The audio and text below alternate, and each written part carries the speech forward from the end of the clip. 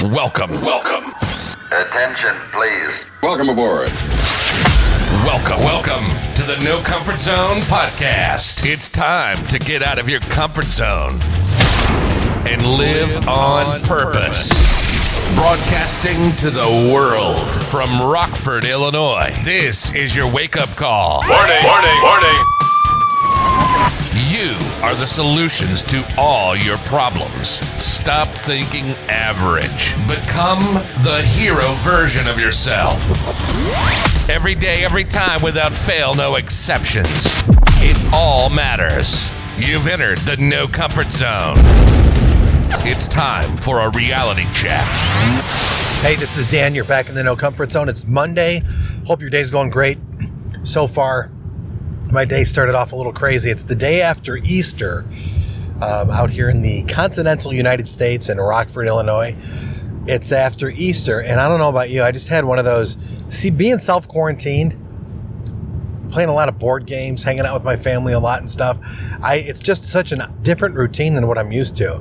It's almost like I love being around my family, and don't get me wrong, but it's like the joy or the excitement of something new isn't happening. Like you go to work, then you come back and something new, have to have a conversation, but it's like really just repeat over and over again. So I hope this quarantine lasts because I still at the end of this want my family to love me. That's the deal. That's the deal that I'm looking for. But no, truth be told is that it's after Easter, great time with my family. My wife did a great job with dinner. It was really cool. I didn't have to do anything, which is awesome. And anyway, just really a good time to spend time with my 10-year-old and doing a lot of board games. I think tonight I'm going to teach him how to play poker. He's 10. That's a skill set you need to have. And trying to teach him during the day, doing his schoolwork so he can stay educated. Because, I don't want him to be the reason he can't get into the school he wants. Because remember that semester where my dad homeschooled me or whatever we're doing these days? I don't want to get in trouble for that, so I got to get him on board. But I think that poker would be a good thing for him to start learning now. I don't know if that's bad or not. So today I was doing some sales training, and I wanted to kind of let you know about that. It's what I do during my day job. General manager of 3 dealerships, and every now and again I'll grab the opportunity to train. It's what got me really passionate about this business, was to learn more and more. And when I learned more and more how to communicate, persuade, how to manage and lead, I started to really get into it. I started reading more books, and I became very passionate about the environment that I'm in. So today I noticed a little bit of wasted time.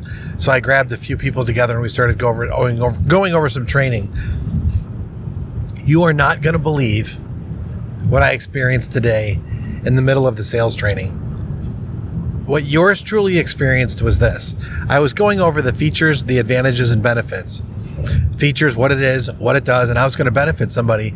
And then using a sales process, a tag on or a tie down on how we can wrap up all those important features that are important to a customer and how we can show them the advantages to them and what those benefits are. The first sales training manual was written by Benjamin Franklin, as far as, list all the reasons why and the value that they add, right? The features and the advantages or the features and the benefits. And that was the first real way to sell anything. And Benjamin Franklin was the first self-made millionaire American, is what I believe. That's the true story, and how he came to be and how he hustled as a young man. Pretty interesting story. I suggest you read it. So as I'm going through the features, the advantages and benefits, using trial closes and tie downs and explaining this on features that are mundane for most, but customers are really interested in these things, these engineering marvels that, automotive engineering is fascinating when you really get into it. And why did they choose to go with this method? Why did they choose to engineer things this way and put it together this way? And when you work with these different brands and see what it is and how they do to represent their vehicle through their engineering, it's kind of amazing. But from a salesperson's point of view, you can't just give your opinion.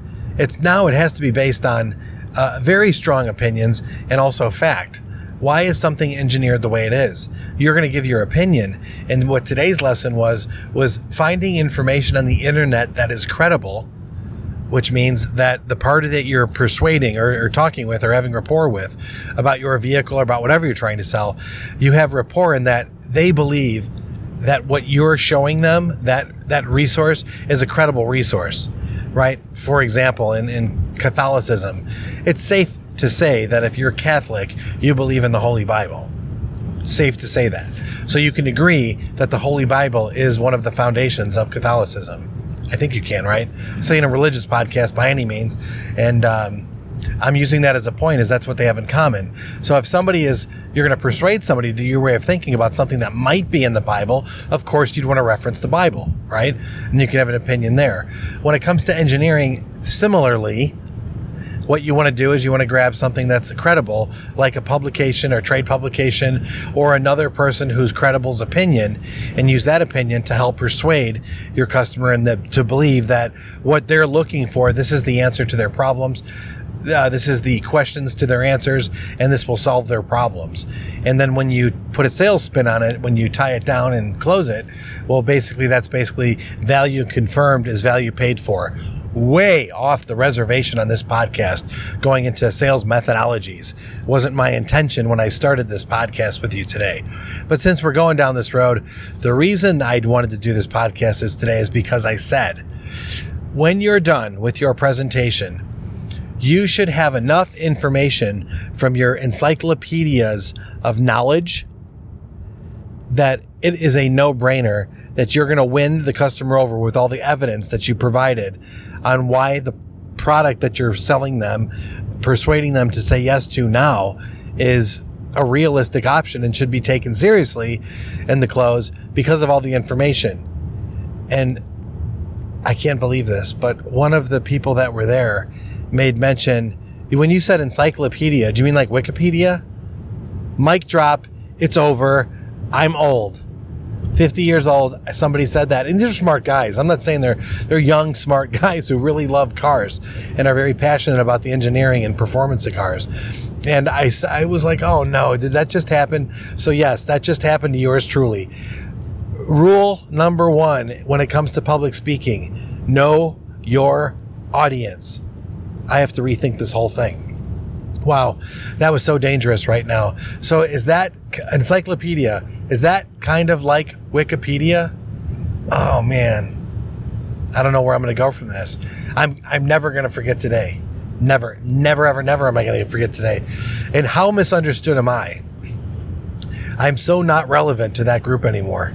Wow. So I'm talking to you now. So, hey, listen, this podcast is about how to get out of your comfort zone and live on purpose. I completely got out of my comfort zone and decided to start training again and helping these sales warriors in this very difficult time learn how to persuade ethically to add value to the customer's intentions, So I just see a huge value there. But listen, if you've got goals out there, you got sales goals, you've got personal goals, you've got business goals, investment goals, you've got personal goals, you got relationship goals, you got fitness goals, whatever those goals are.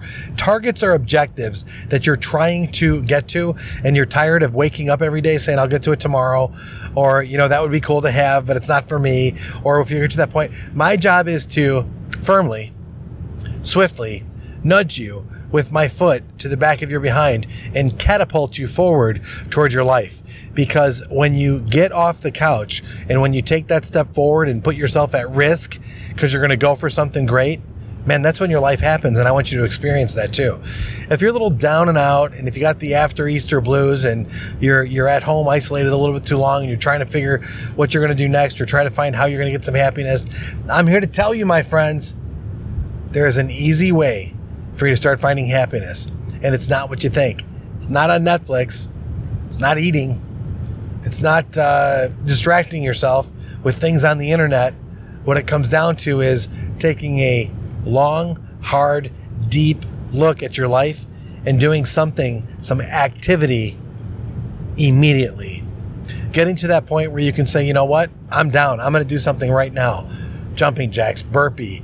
Go online and try to find a personal fitness challenge. 30 days of what you're going to do for the next 30 days.